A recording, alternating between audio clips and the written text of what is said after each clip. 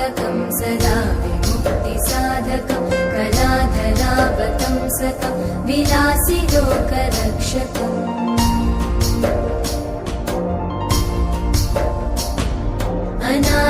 अनायकैकनायकं विनाशिते भदैत्यकं नताशुभाशुनाशकं नमामि तं विनायकम्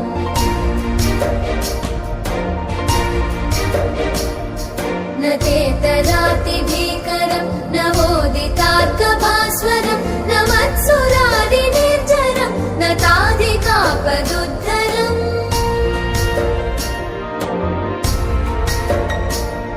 सुरेश्वरं निधीश्वरं गजेश्वरं गणेश्वरं महेश्वरं तमाश्रये परात्परं निरन्तरम्